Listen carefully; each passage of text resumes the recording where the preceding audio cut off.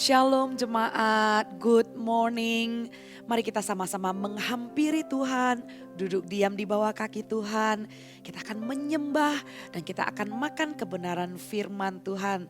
Tapi sebelumnya, mari kita sama-sama berdoa menyapa Tuhan Yesus. Tuhan Yesus, selamat pagi. Terima kasih untuk rahmat dan anugerah yang selalu baru setiap pagi. Dan Tuhan berjalanlah di depan kami sebelum kami memulai aktivitas kami. Jiwa kami disegarkan terlebih dahulu sewaktu kami menyembah.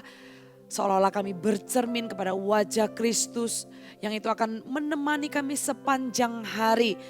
Setiap langkah kami serahkan ke dalam tangan kasih setia Engkau Tuhan, sertai kami.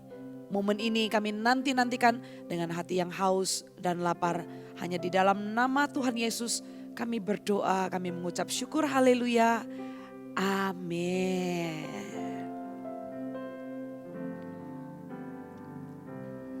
Betapa disenangi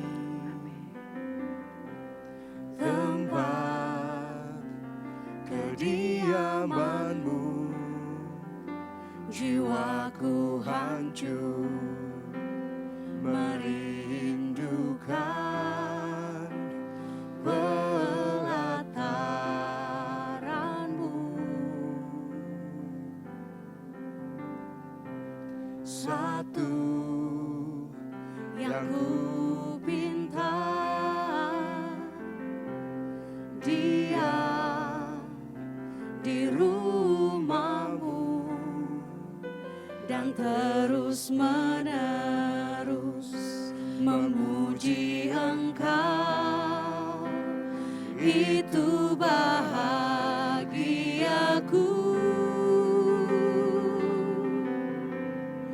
Lebih baik satu hari di hadirat-Mu daripada 1000 hari di tempat yang lain.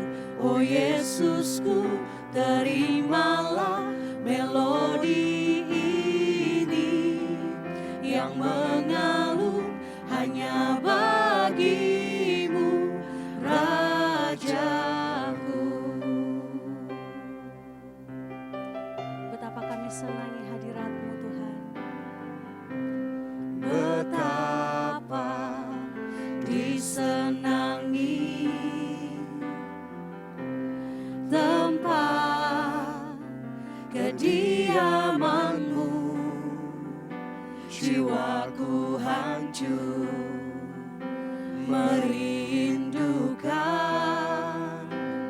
pelataran-Mu. Satu yang ku pinta, diam di rumah-Mu dan terus menerus memuji Engkau, itu bahagiaku.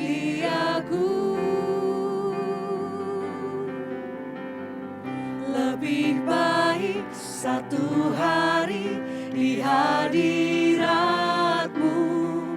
daripada 1000 hari di tempat yang lain. Oh Yesusku, terimalah melodi ini yang mengalun hanya bagi-Mu, Rajaku.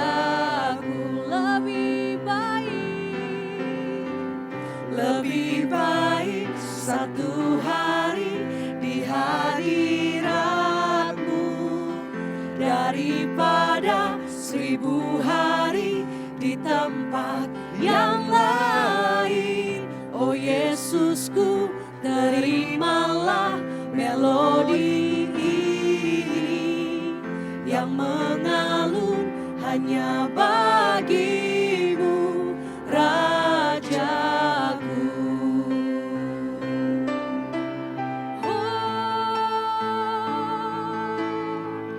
Lebih baik satu hari di hadirat-Mu daripada 1000 hari di tempat yang lain.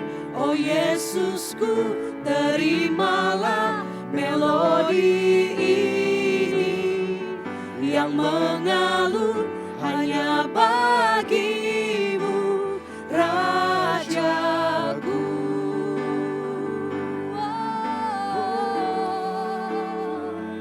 Pujian yang terbaik kami naikkan kepada-Mu Tuhan. Kami suka hadirat-Mu, kami suka berada dekat-Mu. Hiranamaya syakahananaya syararabo, Hiranamaya sararararara, Hiranamaya syakaraya warararara. Hadirat-Mu penuhi setiap hati. Shakarananananananananananananaya waramu. Hiralaramaya syakaralarabaya sadararabo.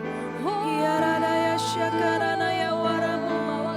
Hiranananananana. Syakaranaya waramu ramara-mara. Haleluya, kami menyembah-Mu.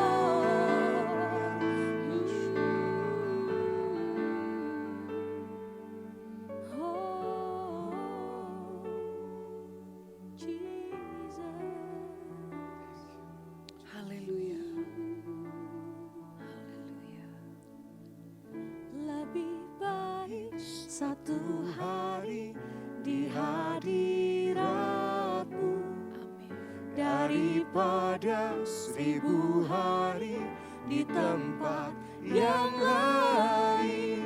Oh Yesusku, terimalah melodi ini yang mengalun hanya bagi-Mu, Rajaku.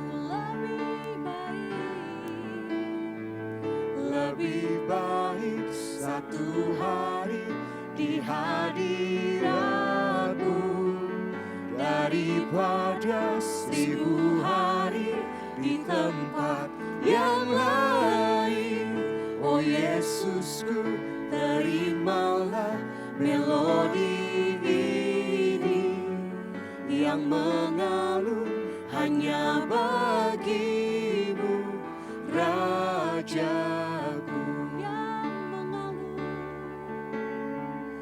Yang mengalun hanya bagi-Mu, Rajaku.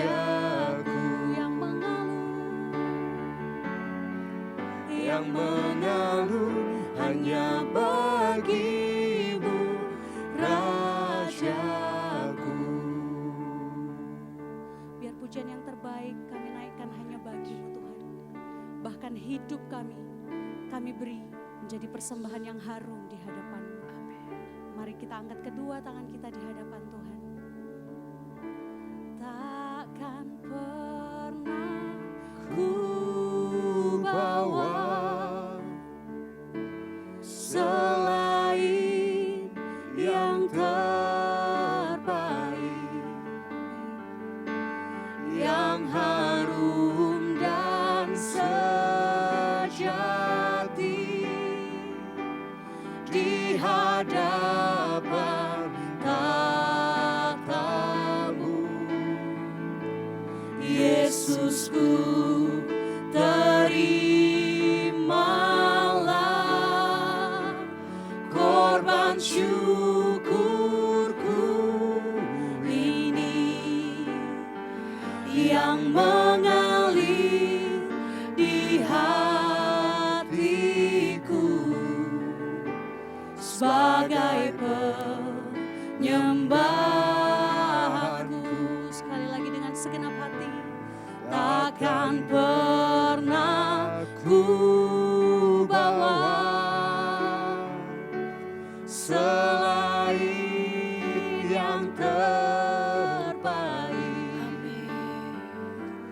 yang harum dan sejati di hadapan tahta-Mu. Yesusku, Yesusku, terimalah korban syukurku ini yang mengalir di hatiku sebagai penyembahanku. Takkan pernah ku bawa selain yang terbaik, yang harum dan sejati di hadapan tahta-Mu. Yesusku, terimalah korban syukurku ini yang mengalir di hatiku sebagai penyembahanku yang mengalir di hatiku sebagai penyembahanku yang mengalir di hatiku sebagai penyembahanku. Bersabdalah Tuhan Yesus akan kebenaran firman dan bekerjalah Roh Kudus di tengah-tengah kami. Sehingga bukan saja kami menjadi pendengar firman Tuhan, tapi kami juga menjadi pelaku firman Tuhan. Hanya di dalam satu nama kami berdoa dalam nama Tuhan Yesus. Boleh sama-sama katakan amin. Mari kita buka sama-sama firman Tuhan ada di kitab Roma pasal yang ke-6 ayat yang ke-1 sampai ke-4 terlebih dahulu. Kemudian kita akan lanjut ayat yang ke-11 sampai yang ke-13. Saya bacakan sekali lagi Roma pasal yang ke-6 ayat yang ke-1 sampai ke-4. Perikop ini tulisannya adalah mati dan bangkit dengan Kristus. Ayat yang pertama ya. Jika demikian, apakah yang hendak kita katakan? Bolehkah kita bertekun dalam dosa supaya semakin besar kasih karunia itu? Sekali lagi tidak, bukan ya, sekali-kali tidak. Bukankah kita telah mati bagi dosa, bagaimana kita masih dapat hidup di dalamnya? Atau tidak tahukah kamu bahwa kita semua yang telah dibaptis dalam Kristus telah dibaptis dalam kematiannya? Ayat yang keempat. Dengan demikian kita telah dikuburkan bersama-sama dengan Dia oleh baptisan dalam kematian. Supaya sama seperti Kristus telah dibangkitkan dari antara orang mati oleh kemuliaan Bapa, demikian juga kita akan hidup dalam hidup yang baru. Saya berhenti di sana dulu, nanti akan saya lanjutkan di ayat yang ke-11 sampai kepada 13. Judulnya adalah hidup untuk kebenaran Allah. Kita hidup untuk melakukan kebenaran, kita hidup untuk mencerminkan kebenaran. Jemaat, kira-kira gimana ya sepanjang minggu ini udah Sabtu ya, Senin sampai Jumat bagaimana kita lalui. Pasti ada momen di mana kita masuk ke dalam pencobaan, momen kita harus melakukan firman Tuhan dan menegakkan kebenaran. Firman hari ini akan membekali kita hari-hari ke depan semakin menjadi saksi Kristus, menunjukkan bahwa sungguh ada Yesus hidup dalam kehidupan kita. Pertanyaan yang menarik banget dimulai di ayat yang pertama tadi, yaitu bolehkah kita bertekun dalam dosa supaya semakin besar kasih karunia itu? Kita tahu ya bahwa pengampunan Kristus itu nyata. Barang siapa percaya kepada Yesus, kita diampuni. Bahkan pengorbanan di atas kayu salib itu sudah ada sebelum kita lahir. Dosa kita yang sebelum, sekarang, dan setelah ini itu sudah lunas dibayar oleh Tuhan Yesus di atas kayu salib. Tapi banyak sekali orang yang bertanya-tanya ya, wah kalau kayak begitu apalagi nih saya menggembalakan anak muda. Saya ditanyain sama anak-anak muda, kalau begitu Kak Mek, saya boleh dong di masa muda ini saya puas-puasin dulu. Nanti saya bertobatnya nanti aja kalau saya udah lebih lebih berusia gitu ya. Paulus bilang apa nih dengan pertanyaan yang boleh nggak kita puas-puasin dosa dulu, bertekun dalam dosa.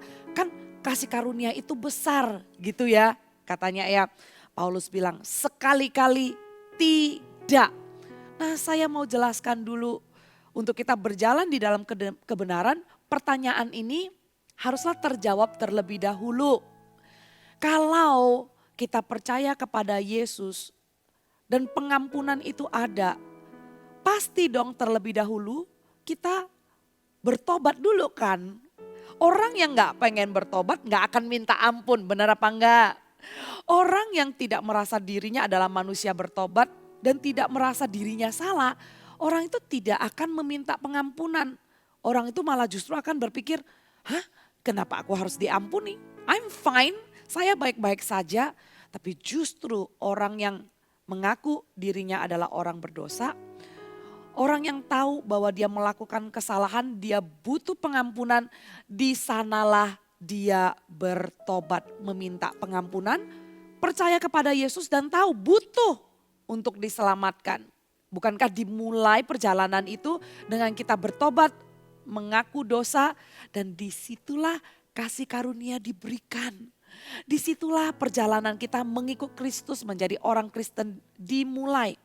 Nah tapi ya heran sekali kalau orang yang masih bertekun dalam dosa, saya malah bertanya-tanya, sungguhkah orang itu sudah bertobat?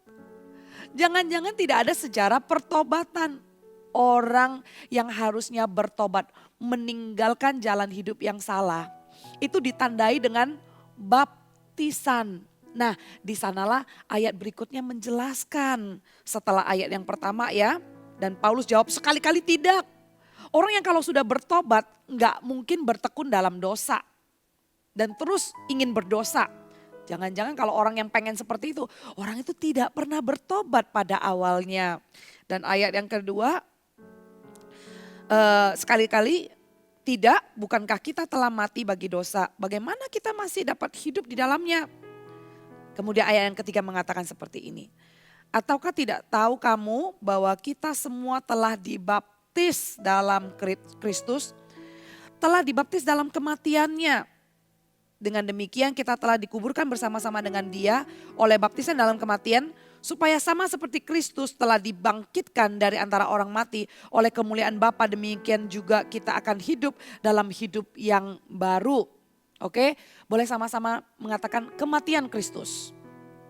Dan katakan kebangkitan Kristus. Ya, untuk kita yang telah percaya, telah bertobat dan percaya kepada Kristus, maka ditandai dengan sebuah baptisan. Baptisan itu apa? Sebuah simbol yang namanya baptisan seperti yang Tuhan Yesus lakukan. Itu masuk tenggelam. Ya, masuk immerse di dalam air, masuk baptisan selam di dalam air. Waktu kita masuk ke dalam air, sepenuhnya diselam, ditenggelamkan di dalam air. Nah disitulah adalah kematian bagi dosa. Dosa kita dikuburkan. Jadi waktu kita masuk ke dalam air, seperti dosa kita, manusia lama kita, itu dikuburkan di dalam air. Kematian Kristus di dalam air. Dan waktu kita keluar dari air itu, kita hidup di dalam kebangkitannya. Kita mati bagi dosa, kita hidup dan kita bangkit sewaktu keluar dari air itu. Saya jelaskan ya, kita keluar dari air itu, kita bangkit di dalam kemuliaannya. Yang lama sudah berlalu, kemudian kita menjadi manusia baru, hidup untuk kebenaran Allah. Hidup di dalam kebenaran. Dan kebangkitan Kristus itulah yang menjanjikan bahwa sungguh kita ini sudah dibangkitkan. Dan kita sudah meninggalkan dan dosa itu sudah tidak lagi menjadi tuan kita. Saya katakan sekali lagi, saya ulangi. Dosa itu tidak lagi menjadi tuan kita. Waktu kita lahir ke muka bumi, kita naturalnya itu sudah berdosa. Tapi orang yang bertobat dan percaya, berikanlah dirimu dibaptis. Bapak, Ibu dan Saudara, bagi Anda yang sudah mengalami Kristus, merasakan kasih-Nya, Anda yang percaya kepadanya, jangan menahan langkah lagi. Tapi ada satu langkah ketaatan yang harus diambil, yaitu memberikan diri dibaptis. Memberikan diri dibaptis adalah sebuah simbol materai bahwa dosa tidak lagi menguasai kita. Bahwa dosa itu telah mati dan kita bangkit dengan hidup yang baru. Kita bangkit melihat ke depan. Nah, buat orang yang masih tekun di dalam dosa, Bapak Ibu Saudara tahu nggak? Kepada siapa kita taat, maka hal itulah menjadi tuan atas hidup kita. Jadi kalau kepada dosa kita taat, maka dosa itu menjadi tuan atas hidup kita. Tapi kalau kepada firman kita taat, maka Tuhanlah yang menjadi tuan atas hidup kita. Menjadi pilihan kita bukan? Apakah kita mau dosa yang menjadi tuan atas hidup kita? Atau kita mau firman yang menjadi tuan atas hidup kita? Kalau dosa menjadi tuan, maka kita diperbudak olehnya. Tapi kalau firman menjadi Tuhan, mana Tuhanlah yang menjadi Tuhan dan Raja. Tuhanlah yang menjadi Tuhan atas kehidupan kita. Dan saya lanjut ya, tadi saya katakan di ayat yang 11 sampai 13. Bunyinya seperti ini. Ayat yang ke-11. Demikianlah hendaknya kamu memandangnya, bahwa kamu telah mati bagi dosa, tetapi kamu hidup bagi Allah dalam Kristus Yesus. Sebab itu hendaklah dosa jangan berkuasa lagi di dalam tubuhmu yang fana, supaya kamu jangan lagi menuruti keinginannya. Dan janganlah kamu menyerahkan anggota-anggota tubuhmu kepada dosa untuk dipakai sebagai senjata kelaliman. Tetapi serahkanlah dirimu kepada Allah sebagai orang-orang yang dahulu mati, tetapi sekarang hidup. Dan serahkanlah anggota-anggota tubuhmu kepada Allah untuk menjadi senjata-senjata kebenaran. Saya jelaskan 11 sampai 13 ini. Pertanyaan sudah dijawab ya, jangan lagi bertekun sama dosa. Dan kalau kita mengenal besarnya kasih karunia dan besarnya pengampunan itu, kita harus sadari bahwa seriusnya upah dosa adalah maut. Jadi pengampunan yang besar dan kasih karunia yang besar tidak mengurangi upah dosa. Saya ulangi ya, besarnya pengampunan dan besarnya kasih karunia tidak berarti menjadi sebuah rumus matematika, maka berkurangnya hukuman dan upah dari dosa itu. Jika kita melakukan dosa, selalu ada konsekuensinya, selalu ada upahnya. Amin. Nah, di dalam hidup untuk kebenaran dan berjalan di dalam kebenaran ini ada tips-tips untuk kita bisa mempraktekkannya, untuk kita menang atas cobaan-cobaan, untuk kita tidak menyerah kepada dosa. Apa yang bisa kita lakukan untuk kita tidak menyerahkan tubuh kita kepada senjata kelaliman, tapi justru kita mempersembahkan tubuh kita sebagai persembahan yang harum, sebagai alat yang dipakai Tuhan. Langkah-langkah praktis yang bisa kita lakukan untuk membekali hari-hari ke depan kita ya. Yang pertama-tama kita mengidentifikasi kelemahan kita. Kenali dulu kelemahan apa yang sering men-trigger kita jatuh di dalam kelemahan. Itu jatuh ke dalam kesalahan yang itu lagi dan itu lagi. Setiap dari kita pasti ada satu duri dalam daging. Ya, yang mengingatkan kita untuk mengidentifikasi dan mengingatkan kita untuk mengalahkannya, untuk mematikan kedagingan itu. Ada orang kelemahannya adalah di mata, ada orang kelemahannya di telinga, ada orang kelemahannya di mulut.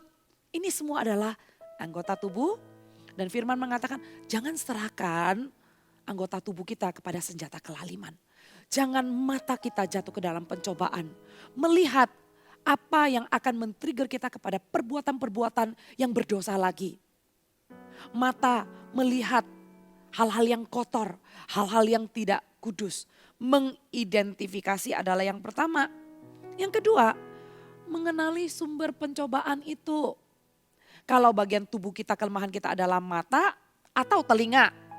Telinga kita ya suka mendengar hal-hal yang tidak membangun. Ada di dalam perkumpulan komunitas yang tidak sehat. Pembicaraannya, apa yang kita dengar, gosip. Justru itu akan melemahkan iman kita.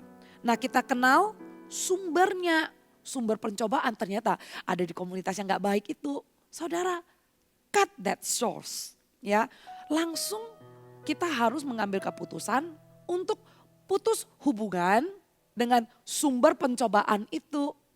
Bukan mengurangi loh. Bukankah firman Tuhan ada mengatakan kalau tangan Anda berbuat dosa janganlah seluruh anggota tubuhmu masuk ke dalam api neraka. Tapi potonglah, bukan secara harafiah kita akan cungkil mata kita akan potong telinga kita ya.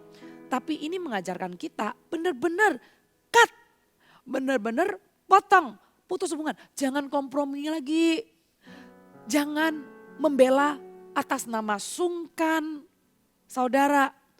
Tapi bukankah terlebih penting hubungan kita dan kebenaran yang kita lakukan itulah yang akan membawa kita ke dalam kekekalan.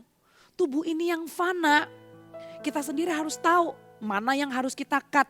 Apakah itu kelemahan di mata, kelemahan di telinga, kelemahan di mulut ya. Cut kalau sumbernya adalah pergaulan yang tidak baik. Berkumpul dengan orang-orang yang mengajak Anda bukan melakukan firman, malah melawan firman. Cut, jangan lagi bergaul dengan orang-orang yang membawa Anda jauh dari Tuhan. Ya, yang ketiga, menjauhi pencobaan. Ya, kalau Anda mau berhenti, Anda mau menjadikan tubuh ini adalah bait Allah dan menjaganya dengan baik. Anda mau berhenti merokok, Bapak Ibu Saudara, jangan lagi dikantongi, ya, jangan lagi mendekati kepada pencobaan itu. Kalau misalnya pencobaan kita adalah jatuh ke dalam ketidakkudusan, jauhilah pencobaan. Jangan mencobai diri sendiri dengan berdua ada di tempat yang akan men-trigger untuk jatuh lebih jauh lagi, menjauhi pencobaan. Ya, kalau kita ada singa yang akan menantang kita, jurus yang terampuh apa? Masa kita berantem sama singanya? Larilah. Ada pencobaan waktu Yusuf dicobai, digoda sama istri Potifar. Masa dia diam di kamar itu dan dia berdoa, kan bukan seperti itu tercatat. Dia larilah dari pencobaan ya. Untuk kita ada di dalam kebenaran, jangan dekat-dekat sama pencobaan. Kemudian yang keempat, membangun kebiasaan baik. Untuk kita bisa move on, melakukan kebenaran dan hidup untuk kebenaran Allah. Kita harus sortir ya. Apakah di dalam keseharian kita sudah punya kebiasaan yang baik. Ternyata kebiasaan itu sangat penting loh. Kebiasaan itu terbentuk menjadi sebuah pola, menjadi sebuah sikap, menjadi sebuah sifat, dan kemudian menjadi sebuah karakter, menjadi sebuah personality. Sewaktu kita melakukan kesalahan, itu adalah hasil akhir daripada karakter seseorang.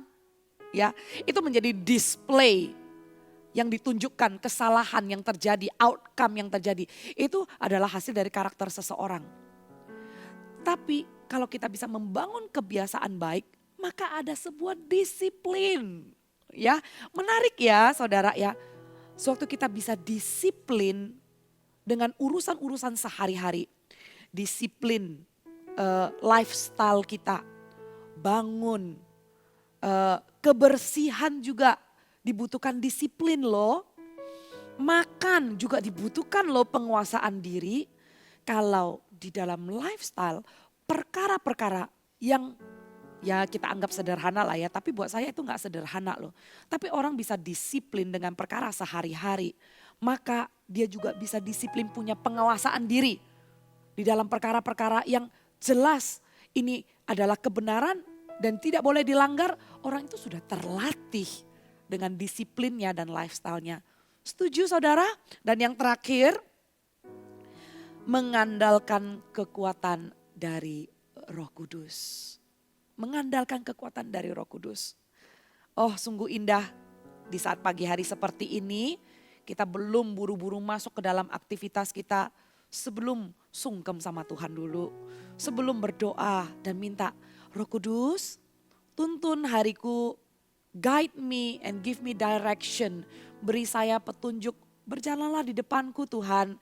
Dan berikan aku kepekaan untuk taat kepada apa yang menjadi kehendak-Mu. Maka saya percaya jika kita mengenal Tuhan di pagi hari, mengandalkan Roh Kudus dan meminta pertolongannya di pagi hari, maka dalam sehari-hari kita akan berjalan dengan kerinduan, bukan lagi pressure. Bukan lagi dalam ketakutan. Orang yang takut tidak sempurna dalam kasih. Tapi barang siapa yang sempurna di dalam kasih, menghadapi hari-harinya itu gak takut-takut lagi. Gak takut, waduh takut pencobaan, takut salah, takut ini. Jangan takut Bapak Ibu. Kalau ada orang di sebelah kanan kirinya bilang jangan takut. Ya, kekuatan Roh Kudus menyertai. Sebab kita mengandalkan Tuhan, maka ada kasih yang menyertai. Ada kerinduan bukan pressure. Ada kerinduan untuk menyenangkan hatinya. Ada kerinduan untuk melakukan kebenaran dan hidup untuk kebenaran Allah. Saya berdoa setiap jemaat yang melakukan firman Tuhan ini, yaitu yang pertama-tama berikan diri kita dibaptis dulu ya. Terus yang kedua, jangan menyerah dengan melakukan 5 tips aplikasi yang saya sudah sampaikan.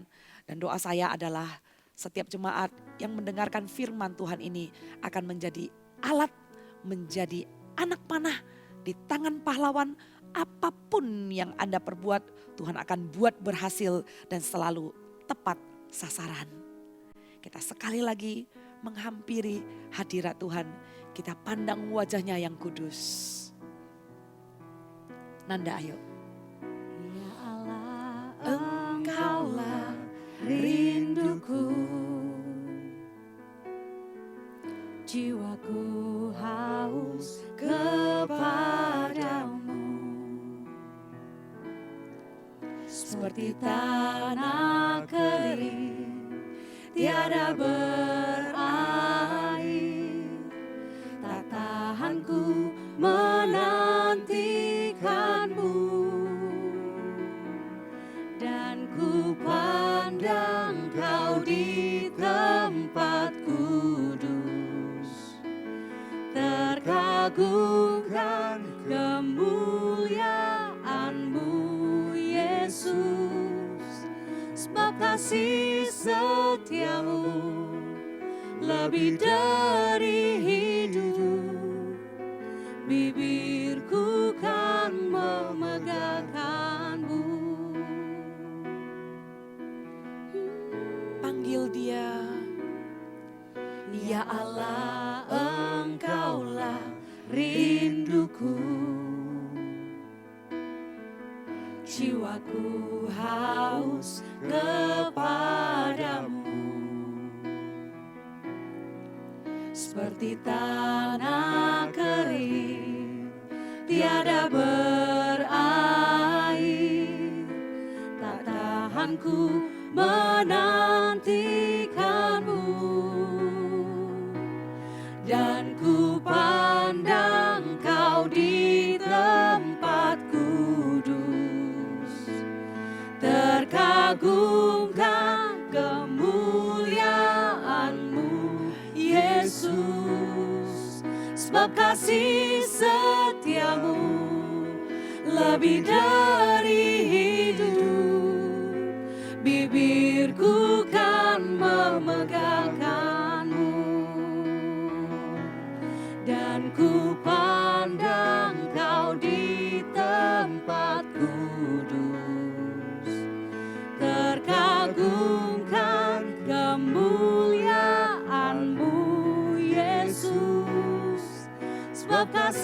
setiamu lebih dari hidup, bibirku kan memegangkanmu. Saya ajak sama-sama kita mengucap syukur atas besarnya kasih karunia yang selalu tersedia bagi orang yang datang menghampiri Dia, bagi orang yang datang mencari wajahnya. Mari kita sama-sama mengucap syukur. Kami mengucap syukur Tuhan. Karena jauh sebelum kami mengenal Engkau juga, kasih karunia itu tersedia bagi setiap orang yang datang merendahkan hati di hadapan-Mu dan mengakui kami manusia berdosa. Ampunilah dosa kami. Kami gak layak. Tapi sungguh karena kasih yang begitu besar itu, pengampunan itu diberikan. Kami disucikan sekali lagi dan kami dibenarkan di hadapan Allah. Dan untuk itu Tuhan, karena kami sudah dibenarkan, kiranya kami membawa komitmen untuk hidup di dalam kebenaran. Karena kami sudah dibenarkan, karena kami sudah dibebaskan dari kegelapan. Kami sudah hidup di dalam terang. Maka kami mau komitmen Tuhan untuk menjadi anak terang. Saya ajak Bapak Ibu dan Saudara, maukah Bapak Ibu sekali lagi setelah mengucap syukur oleh kasih karunia yang begitu besar itu, kita komitmen sama-sama. Kita komitmen untuk tidak menyerah kepada dosa. Untuk tidak lagi memiliki, tidak lagi ingin menerima tawaran-tawaran yang mendukakan hati Roh Kudus. Keinginan kita switch dari yang natural ingin berdosa menjadi ingin menyenangkan hati Tuhan. Saya percaya dan yakin setiap telinga yang mendengarkan firman Tuhan ini adalah orang-orang yang akan melakukan kebenaran, melakukan firman Tuhan. Sewaktu lagu ini dinyanyikan, Anda cukup menaikkan komitmen Anda di hadapan Tuhan. Komitmen untuk melakukan yang benar. Komitmen untuk tidak menyerah lagi kepada dosa. Komitmen untuk kebenaran yang Anda tahu, bukan cuma tahu lagi, tapi menjadi pelaku firman Tuhan. Angkat komitmen. Ku pandang Kau di tempat kudus. Angkat komitmenmu di hadapan Tuhan. Agungkan kemuliaan-Mu, Yesus. Sebab kasih setiamu lebih dari hidup. Bibirku kan memegangkanmu. Dan ku pandang Kau di tempat kudus. Terkagumkan kemuliaan-Mu, Yesus. Sebab kasih setiamu lebih dari hidup. Bibirku kan memegangkanmu. Saya berdoa di dalam nama Tuhan Yesus untuk menolak intimidasi kepada satu orang yang Anda sudah lama tidak bergereja karena Anda malu dengan kesalahan Anda. Anda terintimidasi, Anda merasa sudahlah saya gak perlu lagi bergereja-gereja. Anda merasa ada mata yang menghakimi Anda, ada orang-orang yang melihat Anda dengan cara yang tidak enak. Tapi Tuhan saat ini berbicara kepada Anda specifically, kembalilah kepada rumah Tuhan. Datang kembali dan beribadahlah bersama dengan orang-orang seiman. Jangan jauhkan dirimu dari persekutuan orang percaya yang lalu sudah berlalu. Karena intimidasi dan suara apapun yang engkau dengar yang akhirnya membuat Anda merasa tidak layak, membuat Anda merasa tidak berani mendekat kepada hadirat Tuhan. Intimidasi itu dipatahkan di dalam nama Tuhan Yesus. Intimidasi itu dipatahkan di dalam nama Tuhan Yesus. Dan aku berdoa biarlah persekutuan orang percaya ini semakin membuat Anda kuat, semakin membuat Anda bertumbuh. Tertanamlah di satu gereja dan bertumbuhlah di dalam nama Tuhan Yesus.